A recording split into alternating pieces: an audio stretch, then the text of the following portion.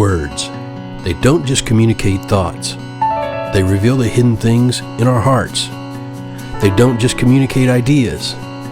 They create worlds.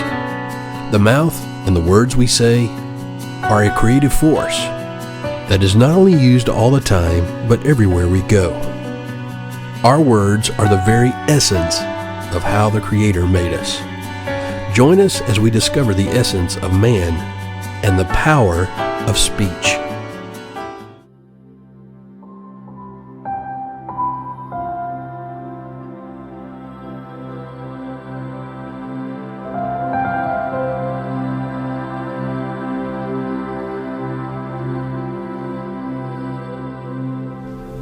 Hello, welcome to the Essence of Man and the Power of Speech. We are on day 97, and today is called the best example because it's the best example I can give you, and I can't wait to share it with you.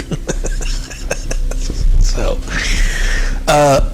we've been talking about how to avoid evil speech, how to deal with evil speech. So, it's a process, And then we also, yesterday, dealt with the measure that you judge. I want to give you a classic example of how evil speech can be avoided and how not to judge people improperly and what happens. And what I'm going to do is I'm going to read to you out of the Talmud.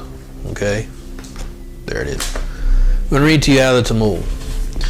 And it's Shabbos 127b. Turn into your hymnals. Just kidding. So this is a story, okay, taught to the rabbis, one who judged his fellow man favorably. So one who judges his fellow man favorably is in himself judged favorably. Now, see, the thing about it is, what we don't understand, judging people has to do with evil speech, because how do we judge people? Through evil speech. We assume something, we say something. We think something, we say something. We see something, we say something. The problem is what we're seeing, what we're assuming, and what we're saying, is it right? That's the question, and this is a perfect example, so watch this. And there was an incident involving a certain man who went down from upper Galilee and entered the employ of a certain homeowner in the south for 3 years. So this guy goes and gets employed by a guy for 3 years. On the eve of Yom Kippur, following his 3 years of work, the worker said to the homeowner, "Give me my wages and I will go and provide for my wife and children." So get an understanding of this. This guy's been working there 3 years. He went down south. He went away from his family, so he's working for 3 years, and now he's fixing to go home, and he wants his wages so he can go take care of his family and provide for them with the wages. So then it goes on to say, the homeowner replied, "I have no money." Said the worker to him, "Then, well, first of all, how many of y'all would be upset if you didn't get paid after working for 3 years? Don't lie. There'd be all kinds of evil speech spewing out of you folks. They'd be like, what? Okay, so watch this. "Give me my wages and I will go and provide for my family." The homeowner replied to him, "I have no money." Said the worker to him, "Then give me my wages in the form of produce." He said to the worker, "I have none." Okay, you ain't got no money, you ain't got no food. We'd be making all kind of accusations. This is why we need to change. Said the worker, "Then give me land." Replied his employer, "I have none." Said the worker, "Then give me livestock." Replied the employer, "I have none." Said the worker, "Then give me a pillow and cushions." Replied his employer, "I have none." I'm thinking all this time, what's this guy been working on? Because the guy ain't got nothing. That'd be my question. But here again, now look at this. There is plenty of opportunity to speak Lashon Hora right here. Evil speech. The employer could have called him a liar, a thief, ungodly man. Could have called him anything. So notice what the guy does. Replied his employer, I have none. Unable to obtain any wages due him, the worker slung his belongings over his back and returned home dejectedly. After the festival, so many days, the homeowner took the worker's wages in his hand, along with 3 donkey loads of goods, 1 donkey load of food, and 1 of drink, and 1 of various sweet delicacies, and traveled to his former worker's house. So get a picture of this. The employer, the guy who said he had nothing, takes the wages owed to the guy and 3 donkeys, 1 of food, 1 of drink, and 1 of sweet delicacies, and traveled to the former worker's house in Upper Galilee. After they had eaten and drunk, he paid the worker his wages. Now, first of all, who would let this guy in his house after he said he didn't have nothing? I mean, let's be real. Think about how people are.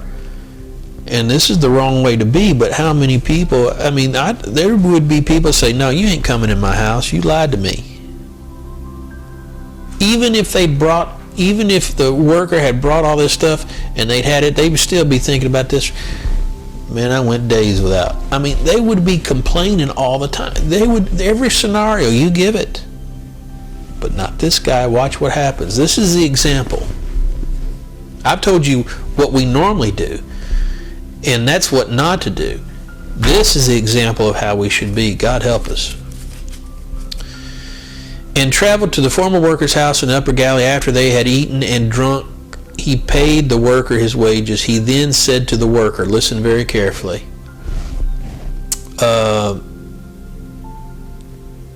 when you said to me, give me wages, and I said, I have no money, of what did you suspect me? The worker replied, I said to myself that perhaps underpriced merchandise came your way and you bought it with the monies that you would have otherwise used to pay my wages. In other words, you saw a very good opportunity coming around and you took it. The employer pressed on, and when you said to me, give me livestock, and I said to you, I have no livestock. Of what did you suspect of me? The worker said, I said to myself that perhaps they were leased to others. In other words, you couldn't do it because they was leased to somebody else. Continued the employer, when you said to me, give me land, and I said to you, I have no land. What did you suspect me? The worker replied and said to myself that perhaps it was leased to others. The employer asked further, and when I said to you, I have no produce, of what did you suspect of me? The worker answered and said to myself that perhaps you could not give it because you have not, it was not tithed. In other words, you hadn't fulfilled your obligation to the Torah yet. It wasn't supposed to belong to me. The employer continued, and when I said to you, I have no pillows or cushions, of what did you suspect me? The worker replied, I said to myself that perhaps my employer has consecrated all his possessions to heaven. Whereupon the employer exclaimed to him, by the divine service, so it was. I had vowed all my possessions to heaven because of my son, Hyrcanus, who did not occupy himself in Torah studies, so I did not wish him to benefit from them. And when I came to my colleagues in the south, they annulled for me all my vows. And as for you, just as you have judged me favorably, may the Omnipresent judge you favorably. Now you listen to that. Just as you have judged me favorably, may God, the Omnipresent One, judge you favorably. And notice, this guy could have spoken evil about this guy, could have slandered his name all over the country in the South and anywhere and everywhere, but he did not. he did not presume or assume the worst. He thought, okay, well, there's a reason for this. And then when he said, apparently, if he can't give me a cushion or pillow, everything he has, he must have given to heaven. And the employer said, you're exactly right. And the reason why I did this is because my son did not do his part in studying Torah, and I didn't want him to have any of the blessings of mine. So I gave it all to heaven. I couldn't give it to you. But I was released of my vow, and now I'm able to give to you. And as you have judged me favorably, I pray the omnipresent one, the creator of the universe, God Almighty, judges you just as favorably. And this is the premise behind this whole thing. The measure you judge, it's measured back to you. Matthew 7.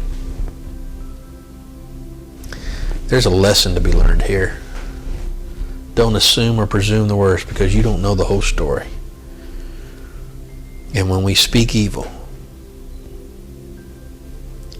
we are speaking things of Antichrist. We are speaking from the spirit of Antichrist. We are speaking wicked things, and we will not be judged favorably by the omnipresent. That's the best example I can give you of how to treat a situation. When you have the opportunity to speak evil, this is the best situation right here to remember this story. Don't do it. Don't do it, because there's something more than what's going on. And the measure you judge, it's measured back. Okay? Hey, see you next time on The Essence of Man, Power Speech. Have a good one.